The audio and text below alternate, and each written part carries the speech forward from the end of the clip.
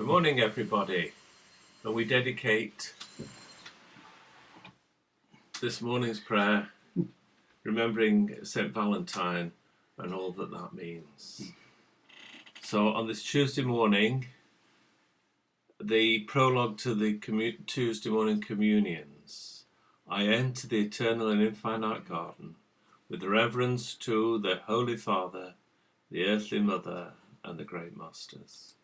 Reverence to the holy, pure, and saving teaching. Reverence to the brotherhood of the elect.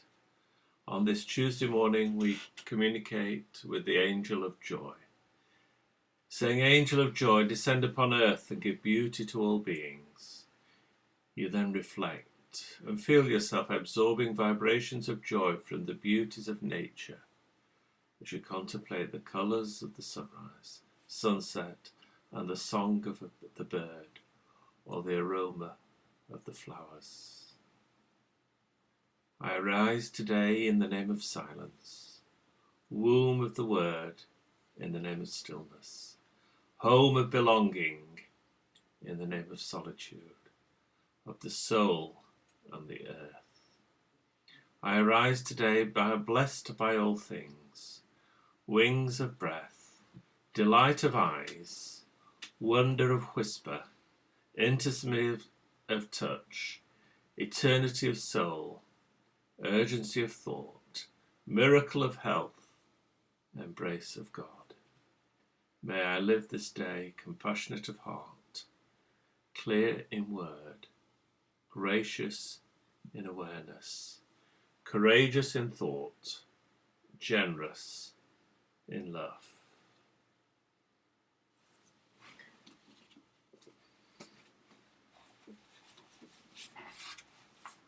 Psalm 73.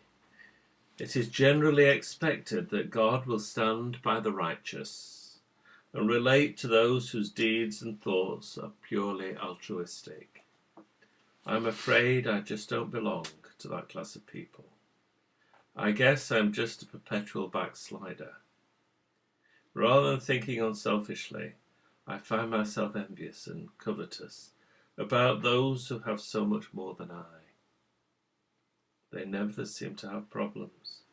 They are always so strong and healthy. I doubt that they know the meaning of conflict. They're proud, carefree, devil-may-care, even malicious, and so disgustingly smug about it all. They act as if God didn't even exist, and they are almost blasphemous in their attitudes and actions. And yet, people will honour and applaud them. They find nothing to censor about them. What aggravates me is their obvious unconcern about God or fellow man. Yet they always appear to be so comfortable and well off. And all the while, I struggle so desperately with my sin-permeated nature. I try so hard to please God, yet my days are full of conflict and my heart seethes in unrest. I know I speak foolishly and unfairly, but I get so fed up with it all. That is, until I begin arguing with God about it. Then I realise that they are not as well off as they appear to be. Their bright bubble will burst one day. Their dream will turn into a nightmare. It's just that I get so depressed at times, and I act like a stupid fool. What is so amazing is that even while engrossed in irrational and unspiritual contemplations, I am never far from you. You hold me close to yourself. You guide me and watch over me. You assure me that it is all worth it. And because of this glorious truth, I really have no need for anything else. The essential desires of my being are met in you. I shall often be victimized by human failure, but my great God never ceases to love me and bless me. How good it is to know that God is always near.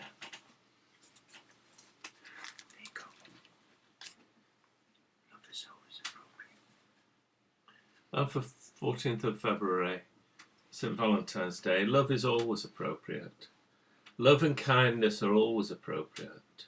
Whether or not you believe in rebirth, you will need love in this life. If we have love, there is hope to have real families, real brotherhood, real equanimity, and real peace. Speaking of love, let me tell you briefly the story, the true story of St. Valentine.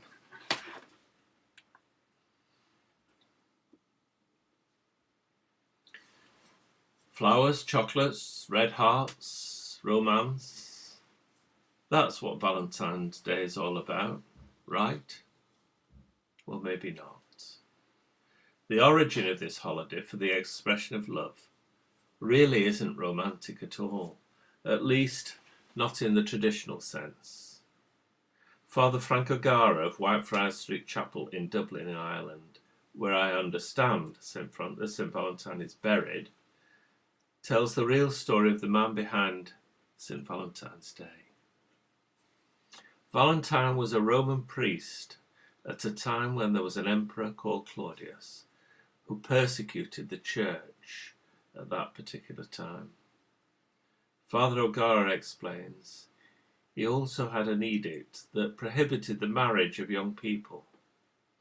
This was based on the hypothesis that unmarried soldiers fought better than married soldiers, because married soldiers might be afraid of what might happen to them, or their wives, or families, if they died.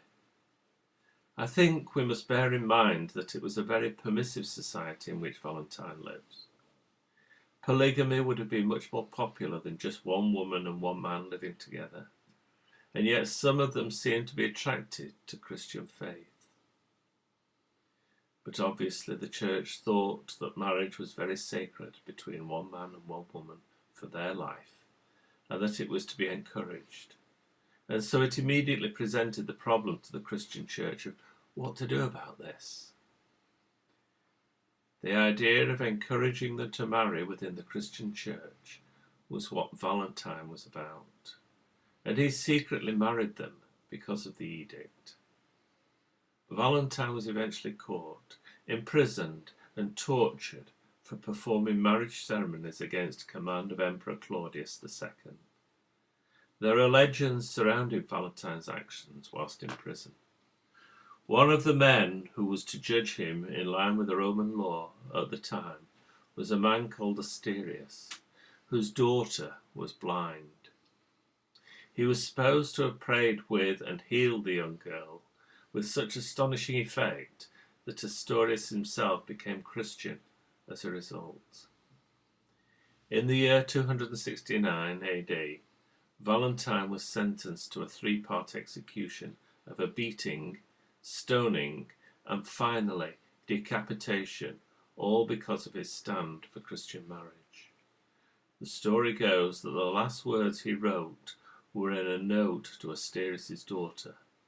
He inspired today's romantic message by singing it, "From Your Valentine." What Valentine means to me as a priest, explains Father O'Gara, is that there comes a time when you have to lay your life upon the line for what you believe. And with the power of the Holy Spirit, we can do that, even to the point of death. Valentine's martyrdom has not gone unnoticed by the general public. In fact, Whitefriars Street Church in Dublin is one of the 3 churches that claim to house the remains of Valentine.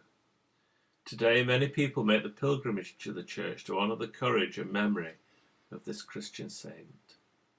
Valentine has come to be known as the patron saint of lovers. Before you enter into a Christian marriage, you want some sense of God in your life, some great need of God in your life. And we know particularly in the modern world, many people are meeting God through his Son, Jesus Christ. If Valentine were here today, he would say to married couples that there comes a time when you're going to have to suffer. It's not going to be easy to maintain your commitment and your vows in marriage. Don't be surprised if the gushing love that you have for someone changes to something less gushing, but maybe much more mature. And the question is that young person ready for that? So on the day of the marriage, they have to take that into context. Father Ogira says, love, human love and sexuality is wonderful and blessed by God, but also the shadow of the cross. That's what Valentine means to me.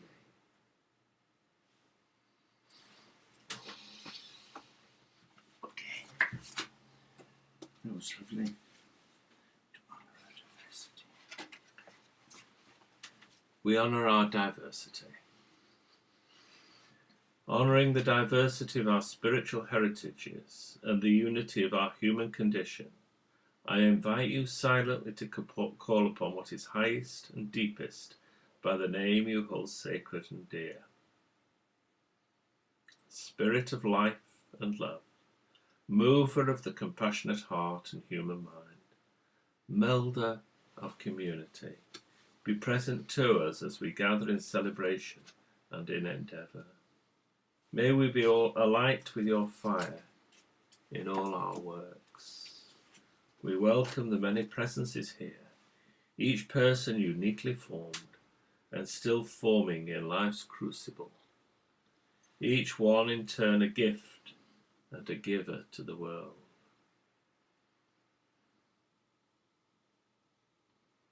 Creating, sustaining, renewing Spirit, be with us today in our glad greetings, in our heartfelt thanksgivings, and in our bittersweet farewells. Be with us as we seek to embody your love in all our works. Be with us now and always. Now I invite each one of us to silently add a word of our own to the one who hears.